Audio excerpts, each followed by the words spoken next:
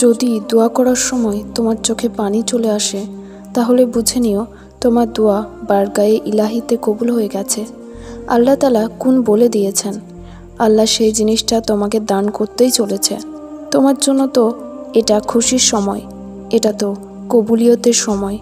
এখন কান্না করা নয়, বরং আনন্দ পাওয়ার সময়। কারণ দোয়াতে কান্না করতে পারাও আল্লাহর নিয়ামত। তিনি কবুলিয়ত দিতে চলেছেন। শীঘ্রই তুমি তোমার জীবনে মজিজা হতে দেখবে। দোয়ার কোনো রং হয় না ঠিকই, কিন্তু এটা তোমার জীবনকে রাঙিয়ে দেওয়ার ক্ষমতা রাখে। এই জন্য তুমি তোমার দোয়াতে ভরসা রাখো। আল্লাহ তোমার জন্য সম্ভাবনার রাস্তা বানাচ্ছেন। মানুষের ষড়যন্ত্র বিফলে যাবে। শীঘ্রই তুমি আল্লাহর তৌফিকে তোমার গন্তব্য পেয়ে যাবে। কারণ আল্লাহ জানেন তোমার মনের ইচ্ছে। তিনি শুনছেন তোমার দোয়া।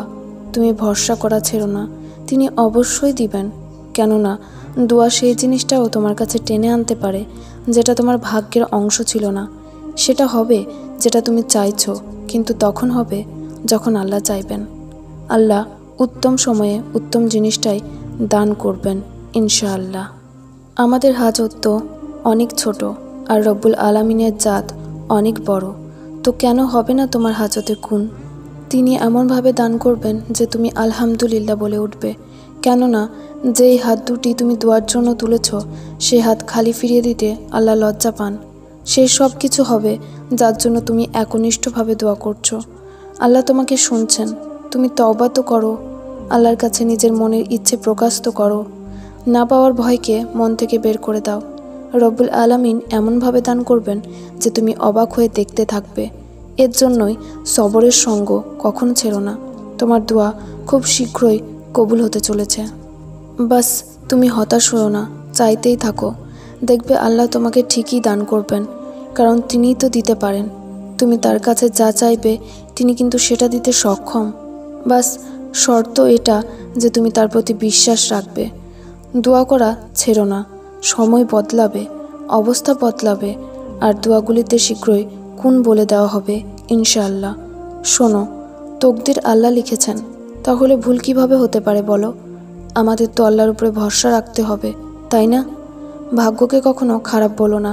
দেখবে তোমার এই আল্লাহর প্রতি ভরসা, এই বিশ্বাস, ইয়াকিন তোমার জন্য খুশির খবর আনবে। আল্লাহ সুবহানাহু ওয়া তাআলা তোমার প্রতিটা দোয়া কবুল করে নেবেন ইনশাআল্লাহ। তুমি মন থেকে হতাশা, নিরাশা বের করে দাও। দেখবে আল্লাহ তোমার দোয়াতে খুশি হয়ে তোমাকে তোমার প্রিয় বস্তু দান করবেন ইনশাআল্লাহ। সবর করো, এখনও তো সেই সময়টা বাকি যখন আল্লাহ তোমাকে তোমার দোয়াতে চাওয়া প্রতিটা বস্তু দান করবেন। দোয়া কবুল হতে যত সময় নেয় ততটাই সুন্দরভাবে সেটা তোমার জীবনকে রাঙিয়ে দেয়। পেরেশান হও না, সেটা ঠিকই হবে। দেখো, যেটা তুমি চাইছো, আর ইনশাআল্লাহ সেটা হবে খুব শীঘ্রই। আল্লাহ কুন বলে দেবেন, আর তোমাকে তোমার সবরের ফল দিয়ে দেবেন। মনের মধ্যে কোনো জিনিসে খেয়াল আনার মালিক যদি আল্লাহ হন, তাহলে সেটা নসিবে লিখে দেওয়ার মালিকও তিনি। বাস ইয়াকিনের সাথে দোয়া করতে থাকো। দোয়াটি হালাল এবং নেক হলে কবুলিয়ত অবশ্যই পাবে। আল কোরআনে বলা হয়েছে যে হতাশ হও না, নিরাশ হও না, আল্লাহ তোমার সাথে আছেন। ধৈর্য ধরো, খুব শীঘ্রই সব ঠিক হয়ে যাবে। তোমার জীবনে কখনো এমন কিছু ঘটে যাবে যা কখনো হবার ছিল না। ঘটনা ঘটার পরে তুমি নিজেই অবাক হয়ে চিন্তা করবে, তুমি কখনোই এমনটি ভাবনি। এমনকি তোমার নিজস্ব কোনো হাত নেই ঘটনার পিছনে, তবুও তুমি ভুক্তভোগী। খালি মনে হতে থাকবে এমন কেন হলো, কিভাবে হলো, আর কিছুই মিলাতে পারবে না। মিলাতে যেও না, কেননা এর অন্য কোনো উত্তর নেই, একটা উত্তর ব্যতীত। তকদির আল্লাহর পরীক্ষা, আল্লাহর পক্ষ থেকে অনেক বড় অনুগ্রহ। এই ফলাফলে তোমার অন্তর সন্তুষ্টি না হলে সবর করো ও ইস্তেগফার করো, আর সামনে অনেক বিশাল সারপ্রাইজ রিওয়ার্ডের জন্য অপেক্ষা করতে থাকো। আপনি সবরকারীদের সুসংবাদ দিন, সূরা বাকারা আয়াত 155। এবং যারা সবর করবে আমি অবশ্যই তাদেরকে তারা যে কাজ করে তার চেয়ে উত্তম প্রতিদান দেব, সূরা নাহল আয়াত 96। নিজ মহান রবের প্ল্যানের প্রতি সুধারণা রাখো। ওয়াল্লাহি, তিনি তো আপন মায়ের চাইতেও নিজ বান্দার প্রতি বেশি দয়ালু। তোমার মা তোমার কোনো এক ভালো কাজে খুশি হয়ে তোমাকে কত কত গিফট করেন, আর মহান রব তিনি তো হচ্ছেন মহান দাতা। সবরকারীদের আল্লাহ ভালোবাসেন। সূরা আলে ইমরান আয়াত 146। তোমার সামান্য কিছু সময়ের সবরের জন্য তুমি কি কি যে পেতে যাচ্ছ একটাবার চিন্তা করো। তিনি কারো প্রতি সামান্য জুলুম করবেন না, কারণ নেক আমলকেও ধ্বংস করে দিবেন না। সবর তোমাকে বিজয়ের দিকেই নিয়ে যাবে। মুমিনরা অবশ্যই সফলকাম হয়েছে। যখন তুমি কোনো আশার আলো দেখতে পাবে না, তখনও আল্লাহর প্রতি আশা রেখো, কারণ তুমি আল্লাহর প্রতি আশা রাখলে তিনি তোমাকে নিরাশ করবেন না। তিনি তোমার পেরেশানি এবং অস্থিরতা দূর করে দেবেন।